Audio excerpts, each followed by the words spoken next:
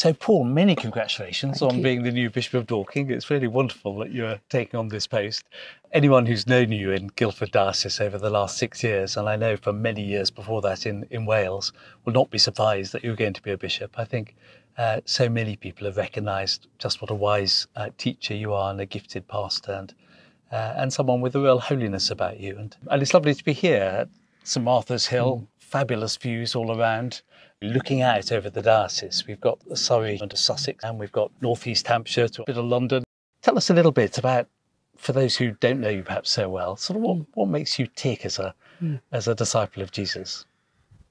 You referenced just now my beginnings in ministry in Wales, and I had the privilege of a start at St David's Cathedral, which is the cradle of Christianity there. And I've always been influenced by St David's last words, which were, "Be joyful, keep the faith, and do the little things." And each of those has been really prominent, I think, in my discipleship and ministry. It's not that uncommon for archdeacons to become bishops, but why the Bishop of Dorking? Why not take on a new diocese at this point? My heart missed a beat when I read the Dorking profile, because I actually felt it could have been written for me.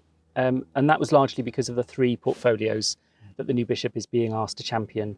They are children and young people, vocations, and the environment. Each of those is a great passion of mine.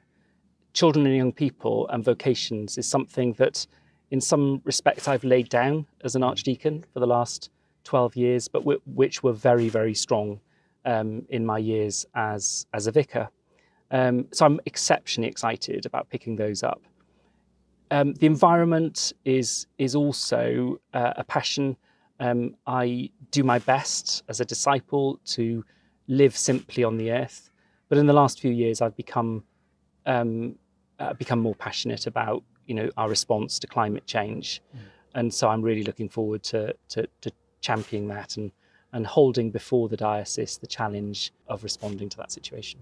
Being on the Pilgrim's Way here, thinking about the early stages of your pilgrimage, tell us a little bit about that. I was brought up in a very, very rural backwater of South Pembrokeshire, and blessedly to loving parents who themselves had met in a church youth group.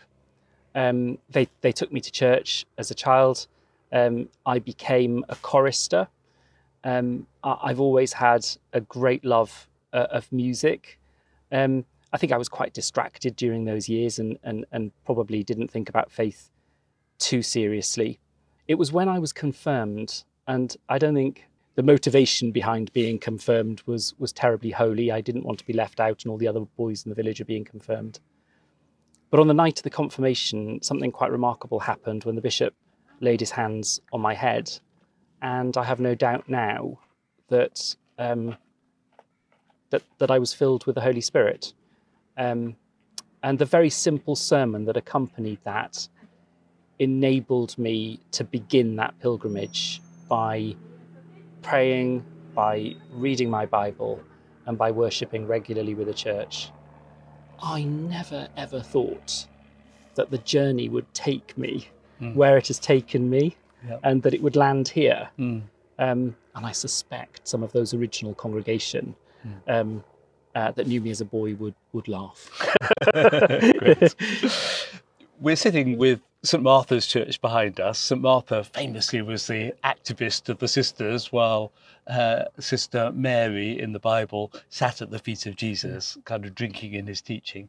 How do you, as a Christian disciple, so hold together you're obviously an activist, you're energetic in your Christian service. How do you hold that together with being a Mary, with sitting at the feet of Jesus?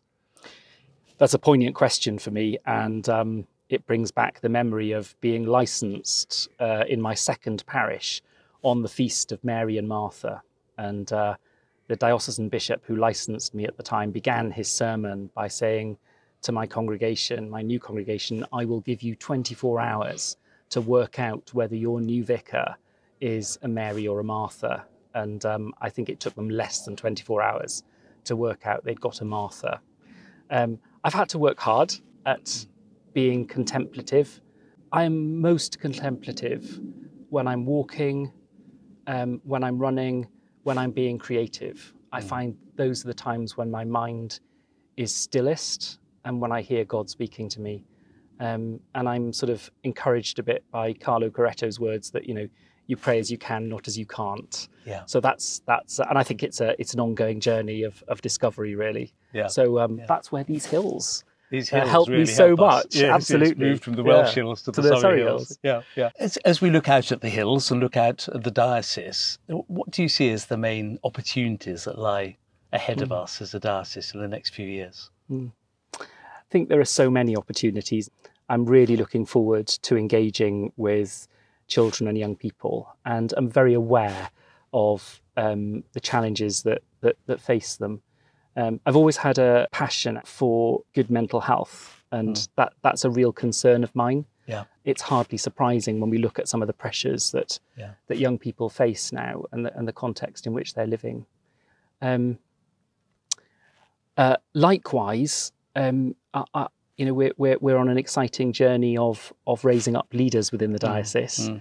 And I spot leaders wherever I go. And so I'm really looking forward to that challenge. Climate change is perhaps one of the huge issues that our generation faces. I'm inspired actually by young people, by my own children and their response to that. I think it's an area in which young people can really help those of us, of an older generation, to respond with a sort of level of seriousness to that. I'm concerned about the cost of living crisis. Whilst we live in an area which many others would regard as being privileged, and it is in many respects, we also have poorer areas that live cheek by jowl with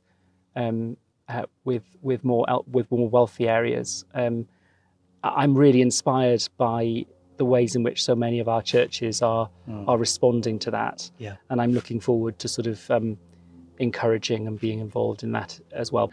And if your ministry was going to be summed up in 5 words, as a priest, as a person, as a bishop, what would those 5 words be? That's a challenge for a Welshman because I'm quite loquacious.